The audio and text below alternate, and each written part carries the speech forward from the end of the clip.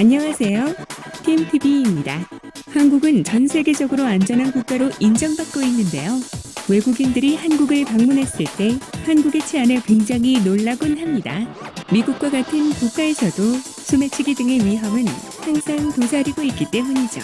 또한 한국은 수많은 CCTV가 설치되어 있어서 쉽게 범죄를 저지르기도 힘듭니다. 반면에 한국인들이 외국을 나가게 되면 그만큼 방심하기 때문에 당하기도 쉽습니다. 범죄자들은 사실 같은 현지인이나 외국인을 구분하여 타겟을 정하지는 않는데요. 범죄에 대해 대비하는 연습이 되어 있지 않은 한국인들은 그만큼 위험에 노출될 확률이 높은 것이죠. 특히 최근 베트남은 코로나로 인한 경제가 불안정해지면서 생계형 범죄가 증가하고 있다는데요. 호치민시 터우디엠의 한 고급 아파트 단지에 거주하는 한국인 A씨는 최근 단지 내를 산책하던 중 오토바이를 탄 남성으로부터 들고 있던 스마트폰을 날치기 당했습니다. 당시 A씨는 순간적인 충격에 넘어지며 팔목이 접질리는 부상까지 당하고 말았는데요. A씨는 사회적 거리두기로 아파트 단지가 매우 한적했는데 날치기범이 있을 거라고는 상상도 못했다고 말했습니다. 최근 사회적 거리두기 조치가 이어지면서 생계형 범죄가 더욱 늘어나고 있는 상황인데요. 소득 감소와 실직으로 어려움을 겪는 이들의 생계를 위해 이와 같은 범죄를 저지르고 있는 것입니다. 범죄 장소도 변화하고 있는데요. 도심의 사람이 줄어들어 외국인들이 많이 거주하는 고급 아파트 단지 주변 혹은 마트 인근에서 날치기 범죄가 빈번하게 발생하고 있습니다. 얼마 전 푸드시의 한인마트에서 식료품을 사고 나오던 교민 B씨도 이 같은 범죄의 희생양이 될 뻔했는데요. 갑자기 나타난 2인조 오토바이 날치기 범들이 B씨가 들고 있던 핸드백을 가로채려 한 것입니다. B씨는 순간적으로 핸드백 줄을 꽉 움켜잡아 다행히 빼앗기지 않았지만 같이 들고 있던 식료품이 모두 바닥에 쏟아지고 말았습니다. 이런 범죄를 예방하기 위해서는 가방은 줄을 짧게 하고 가급적 몸 안쪽으로 메고 다니는 것이 좋습니다. 길을 걸을 때는 주변을 경계하는 습관을 가지고 특히 두 명이 타고 있는 오토바이가 다가오면 각별히 주의해야 합니다. 오토바이를 운전하면서 가방을 잡는 것은 쉽지 않기 때문에 날치기 범들은 보통 2인조로 움직이는 경우가 많기 때문이죠.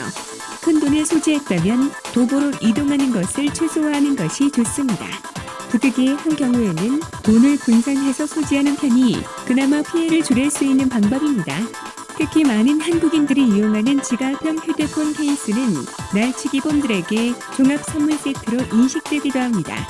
핸드폰은 물론 그 안에 현금과 각종 카드 등을 한꺼번에 도난당할 수 있습니다. 베트남에 오래 거주한 교민들 중에는 날치기를 예방하는 나름의 노하우를 가지고 있는 경우가 있는데요.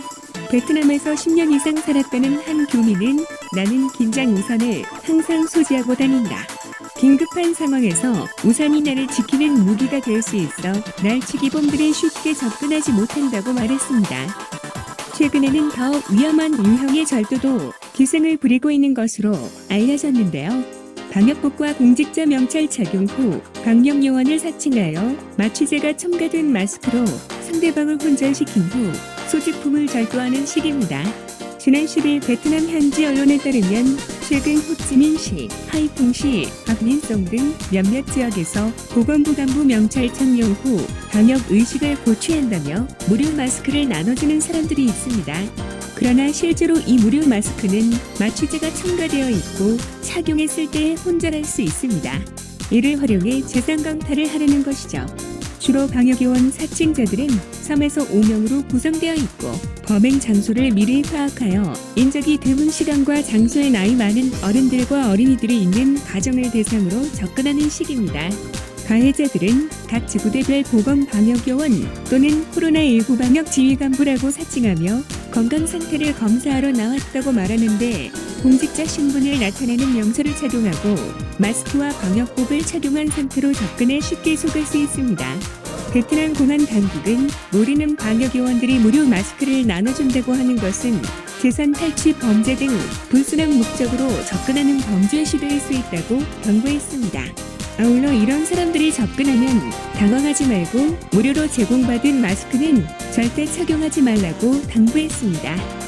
날치기를 비롯해 절도 피해를 당했을 경우에는 범인의 인상착의나 오토바이 브랜드 등 특징을 기억해 공안에 곧바로 신고해야 합니다.